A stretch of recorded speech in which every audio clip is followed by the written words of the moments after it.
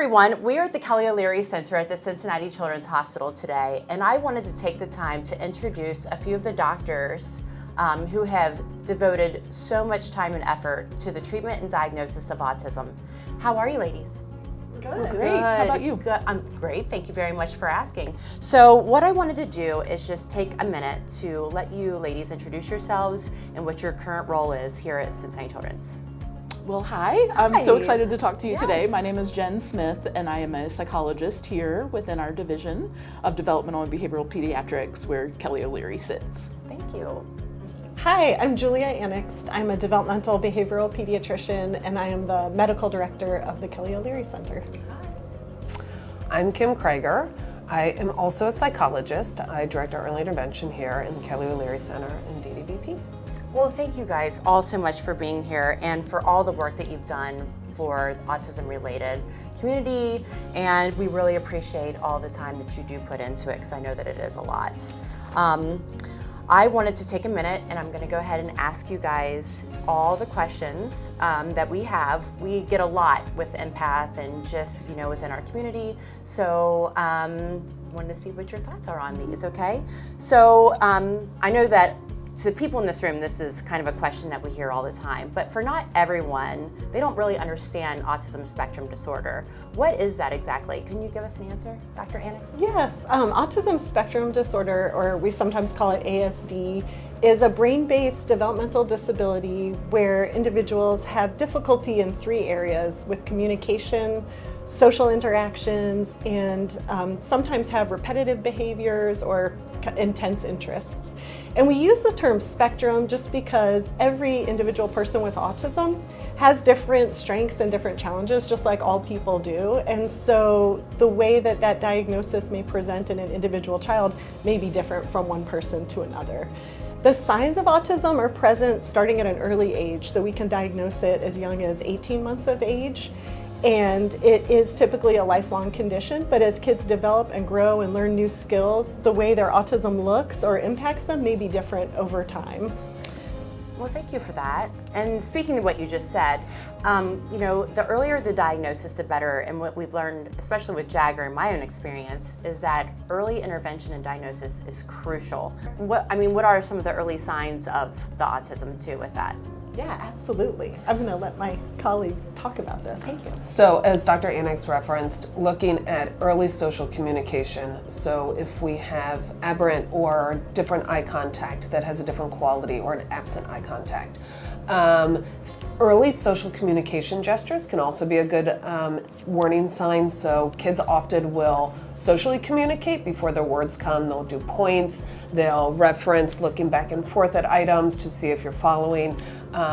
The child who falls down and looks to mom to see if what's your reaction going to be. Those are all early warning signs that we would say, let's take a closer look at what that is. And the importance of diagnosing early is of course related to early intervention. The earlier we can diagnose, the earlier we can intervene.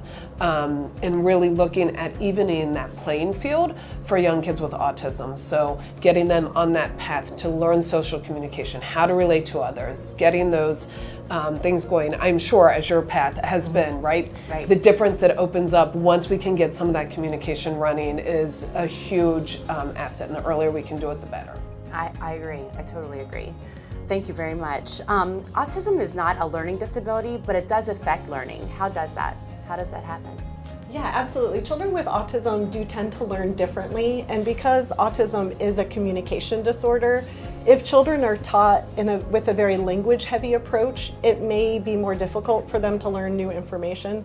So many children with autism learn well visually, especially if they can see pictures or manipulate three-dimensional objects themselves. And also children with autism can sometimes have sensory differences that can make learning in a traditional classroom environment a little bit more challenging for them. So some children with autism may do better in a smaller classroom, or where in a quieter space, or being able to take breaks when they need to get up and move around, or to be able to go to a place where they can get a little sensory break that can help them feel rejuvenated and ready to learn. Really the most important thing for all children is that they're excited to learn, the learning is fun, and that we can piggyback on their strengths and their interests to really capture and motivate them to be wanting to learn more. I do feel like that's super important, piggybacking on what their special interests are. I know that for Jagger, he is really into some certain things, and if you were to integrate like what his special interests are, he totally re-engages, and I mean, he can learn anything that way. So thank you very much for that, I appreciate it. Can you give us some of the examples of treatments that are currently being used right now for children with autism, and then also, you know, just like what that looks like upon diagnosis and then moving forward?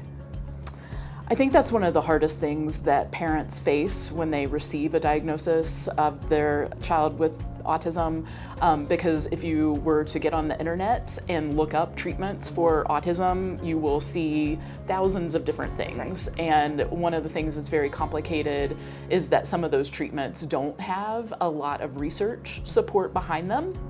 So that is something that's really important to us here at the Kelly O'Leary Center, is that the treatments that we use have research support behind them. And so we know that they are effective for our kids. One of the key components of that is early intervention, like Dr. Kim mentioned. You know, along with that is making sure that we are building skills and we're using those strengths that all of our kids have.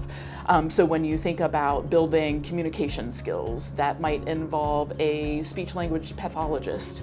When you think about daily living skills and sensory processing difficulties, that could be occupational therapy. When you think about just behavior in general, that can include psychology.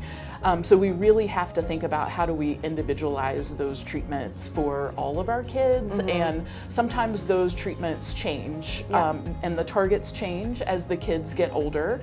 One of the things that we've recognized is it's really important for our kids to get out into the community and really be able to practice the skills that they have gained kind of in the clinic space. Oh, I agree. So that's one of the big things that we have really focused on within Kelly O'Leary, is making sure that we are building up the community to make it a safe and supportive place for our kids and families.